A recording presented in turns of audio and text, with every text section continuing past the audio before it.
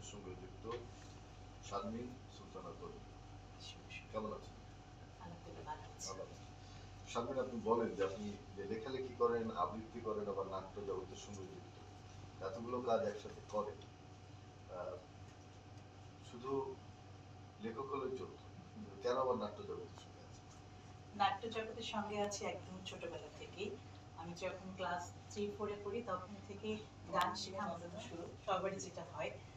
তো গান শেখার সাথে আমাদের একটা প্রতিযোগিতা হলো যে একক আবৃত্তি এবং অভিনয় করতে হবে। তো তখন আমি নাম দিই এবং দুটোতেই ফার্স্ট হই। তো সেই থেকে আসলে শুরু, এবং তারপরে মঞ্চের সঙ্গে জড়িত হয়ে পড়ি দীর্ঘ 9.5 বছর। আমি রংপুরে আমার বাড়ি। তো আমি শ্যামা সুন্দরী থিয়েটারে নাটক করেছি। আশা সঙ্গীত পরিচালক ছিলেন। আপনি কি কবিতা কিংবা গল্পের লেখালেখির সঙ্গে যুক্ত, অথবা লেখালেখির সঙ্গে যুক্ত মানে ছোটবেলা থেকে? ওটাও হচ্ছে যে কবিতা লিখতাম, তো তখন আমাদের ওখানকার দৈনিক পত্রিকার মধ্যে ছাপা হতো। পরে নিজের কোনো একক বই এখনো ছাপাইনি, আসলে সেই সাহসটা হয়ে ওঠেনি। কিন্তু ওই যে অনেকের সঙ্গে বইমেলায় বেশ কয়েকটি কবিতা বই এসেছে। আবৃত্তি করেন, কোন কবির কবিতা আপনাকে বেশি টান?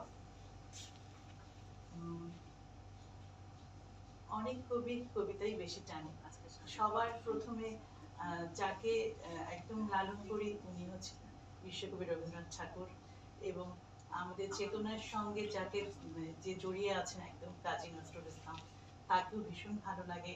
সুকান্ত ভট্টাচার্য, জীবনানন্দ দাশ, আমাদের যাদের বাংলাদেশে যেসব কবি আছেন, শামসুর রহমান, সৈয়দ শামসুল হক, রুদ্র মোহাম্মদ শহীদুল্লাহ, সবার কবিতা আসলে মানে এক একজনকে এক ভাবে ভালো লাগে। আজকে আমরা কার করব? আজকে পড়ব ঋতুটা হেমন্ত। তো হেমন্ত যার খুব পছন্দের ঋতু, কবি জীবনানন্দ দাশ। আবৃত্তি করছি কবি জীবনানন্দ দাশের কবিতা আবার আসিব ফিরে। আবার আসিব ফিরে ধান সিঁড়িটির তীরে এই বাংলায়।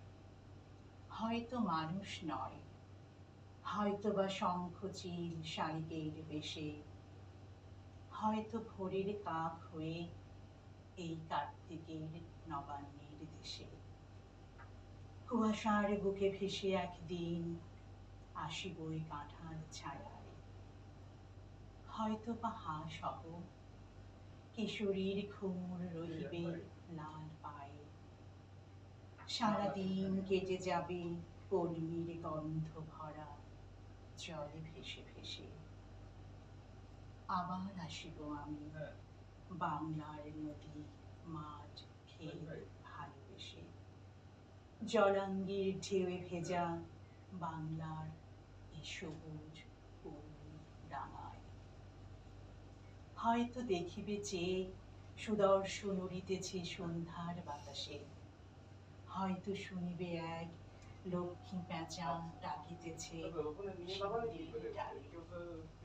হয়তো খইয়ের ধান ছড়াতেছে শিশু এক উঠানের ঘাসে। রূপসার ঘোলা জলে হয়তো কিশোর এক সাদা ছেঁড়া পায়ে ডিঙা পায়। রাঙা মেঘ সাঁতরায়ে অন্ধকারে আসিতেছে নীরে।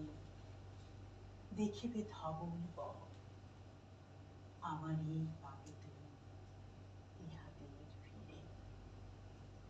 কবিতাটি খুব অসাধারণ একটি কবিতা। বাংলার সামগ্রিক একটা চিত্র রূপ, একটা ছবি তিনি এঁকেছেন, এবং